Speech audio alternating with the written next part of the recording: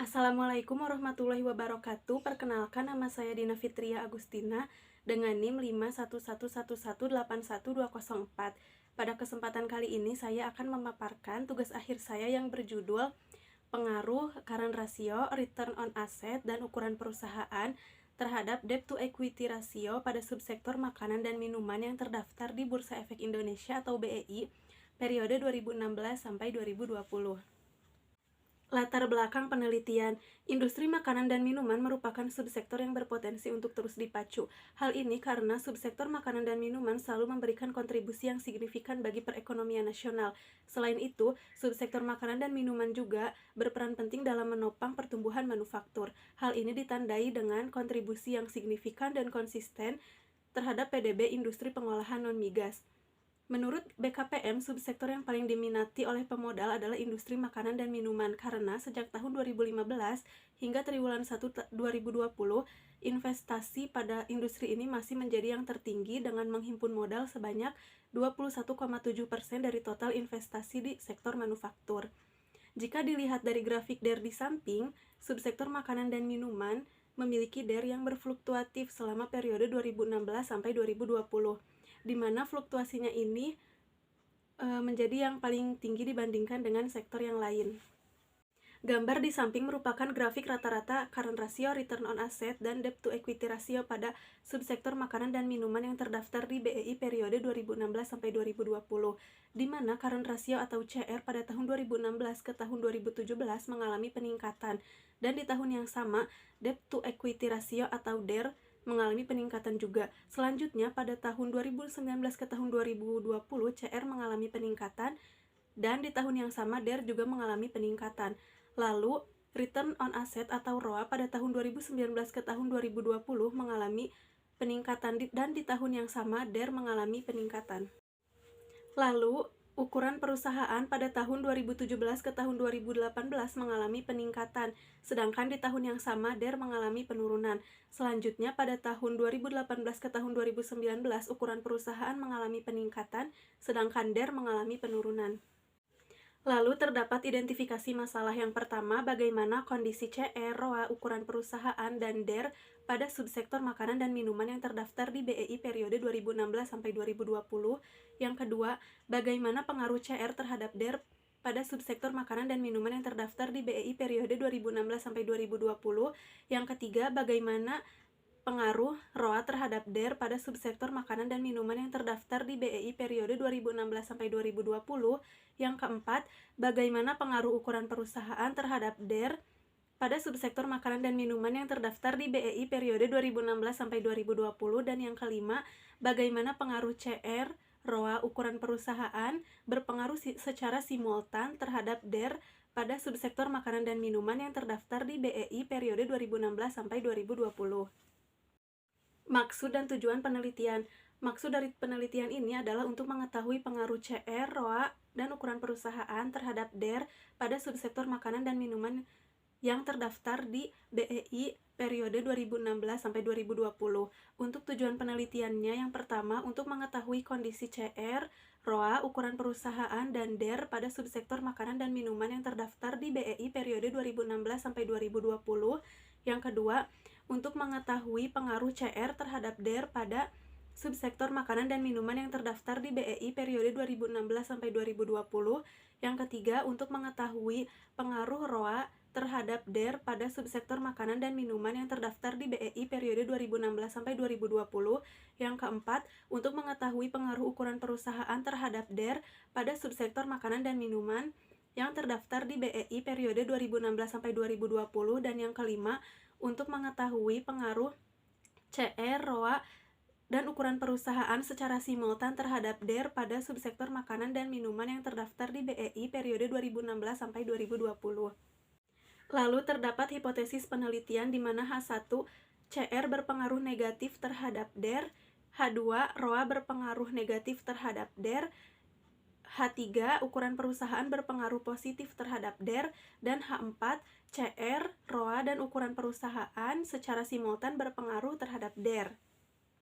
Lalu terdapat tinjauan pustaka yang membahas mengenai manajemen keuangan, investasi, pasar modal, saham, analisis fundamental, laporan keuangan, rasio likuiditas, rasio profitabilitas, ukuran perusahaan, dan struktur modal.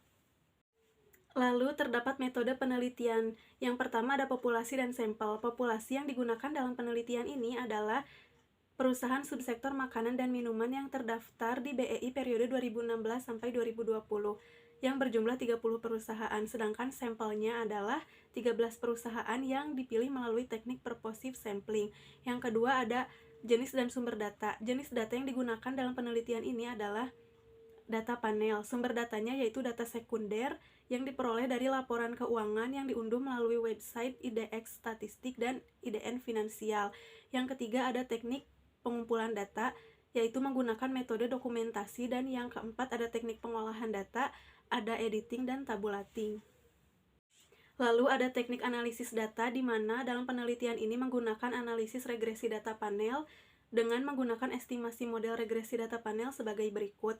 Yang pertama ada Common Effect Model atau CEM, yang kedua ada Fixed Effect Model atau FEM, dan yang ketiga ada Random Effect Model atau REM. Dengan penentuan uji model regresi data panel, yang pertama dengan uji Chow, yang kedua dengan uji Hausman, dan yang ketiga dengan uji Lagrange multiplier. Lalu ada pengujian hipotesis yang digunakan untuk mengetahui ada tidaknya pengaruh dari variabel independen terhadap variabel dependen baik secara parsial dengan uji T ataupun secara simultan dengan uji F. Lalu terdapat koefisien determinasi, di mana menurut Ghazali tahun 2016, koefisien determinasi ini digunakan untuk mengukur seberapa jauh kemampuan model dalam menerangkan variasi dalam variabel dependen. Dalam penelitian ini menggunakan nilai adjust R-square. Lalu terdapat hasil penelitian. Terdapat kondisi CR, ROA, ukuran perusahaan, dan DER pada subsektor makanan dan minuman yang terdaftar di BEI periode 2016 sampai 2020.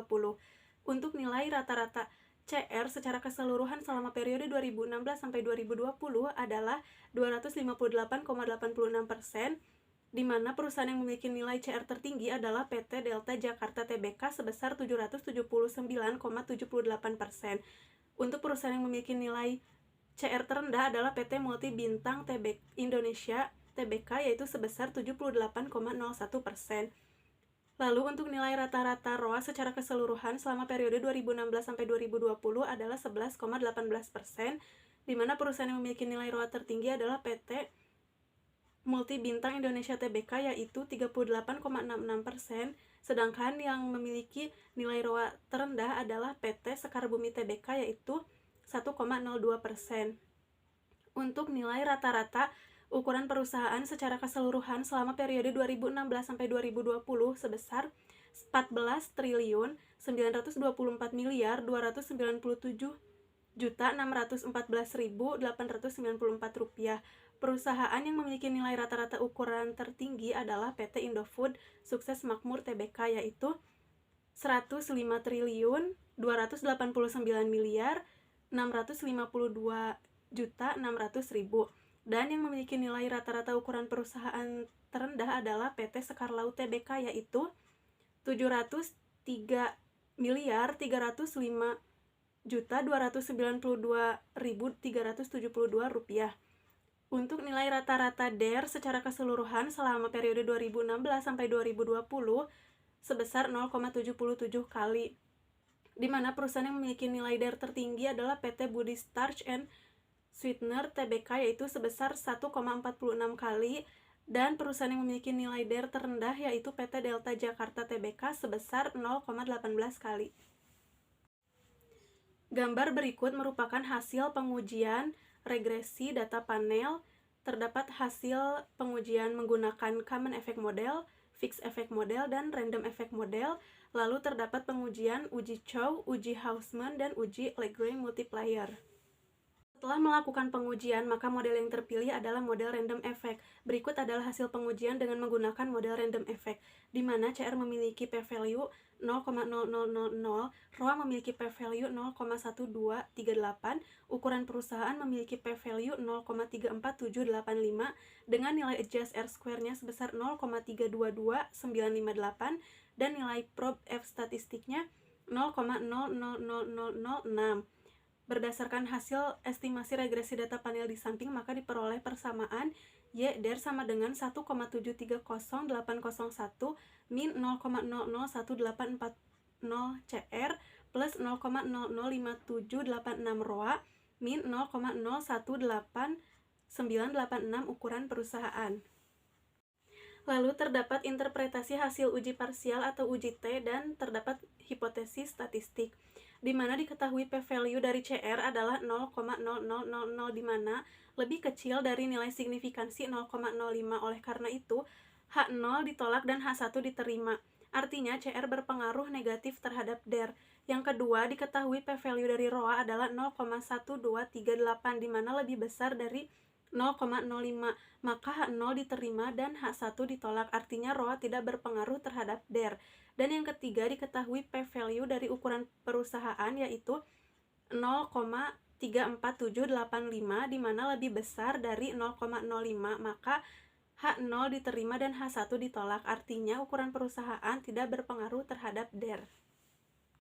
Lalu terdapat interpretasi hasil uji simultan atau uji F, ada hipotesis statistik uji simultan dan interpretasi hasil nilai koefisien determinasi. Untuk interpretasi hasil uji simultan, diketahui nilai prob F statistiknya yaitu sebesar 0,000006, di mana lebih kecil dari 0,05, maka H0 ditolak dan H1 diterima. Artinya CR, ROA, dan ukuran perusahaan secara bersama-sama memiliki pengaruh terhadap DER. Lalu, diketahui nilai adjust R-square-nya sebesar 0,322958 atau 32,3%. Nilai tersebut diartikan bahwa CR, ROA, dan ukuran perusahaan mampu mempengaruhi DER sebesar 32,3%, sedangkan sisanya sebesar 67,7% dipengaruhi oleh variabel lain yang tidak diteliti dalam penelitian ini. Lalu terdapat kesimpulan yang pertama, berdasarkan hasil pengujian secara parsial, CR berpengaruh terhadap DER pada perusahaan subsektor makanan dan minuman yang terdaftar di BEI periode 2016-2020. Yang kedua, berdasarkan hasil pengujian secara parsial, ROA tidak berpengaruh terhadap DER pada perusahaan subsektor makanan dan minuman yang terdaftar di BEI periode 2016-2020. Yang ketiga, berdasarkan hasil pengujian secara parsial, ukuran perusahaan tidak berpengaruh terhadap DER pada perusahaan subsektor makanan dan minuman yang terdaftar di BEI periode 2016-2020. Dan yang keempat, berdasarkan hasil pengujian secara simultan, CR, ROA, dan ukuran perusahaan secara bersama-sama berpengaruh terhadap DER pada perusahaan subsektor makanan dan minuman yang terdaftar di BEI periode 2016-2020. Untuk saran yang pertama, bagi perusahaan, hasil dari penelitian ini diharapkan dapat digunakan sebagai bahan pertimbangan dalam menentukan struktur modal perusahaan yang baik dengan mempertimbangkan beberapa faktor seperti current ratio yang dalam penelitian ini berpengaruh dan juga faktor lain yang dapat mempengaruhi struktur modal perusahaan. Yang kedua, bagi investor diharapkan dapat menggunakan informasi dari hasil penelitian ini dalam mempertimbangkan keputusan investasi di pasar modal, khususnya pada perusahaan subsektor makanan dan minuman. Dan bagi peneliti selanjutnya diharapkan untuk mengembangkan penelitian ini dengan menambah variabel maupun periode penelitian. Sekian pemaparan yang dapat saya sampaikan. Mohon maaf apabila selama pemaparan terdapat kesalahan dalam penulisan maupun perkataan. Terima kasih atas perhatiannya kepada Bapak dan Ibu dosen. Akhir kata saya ucapkan terima kasih. Wassalamualaikum warahmatullahi wabarakatuh.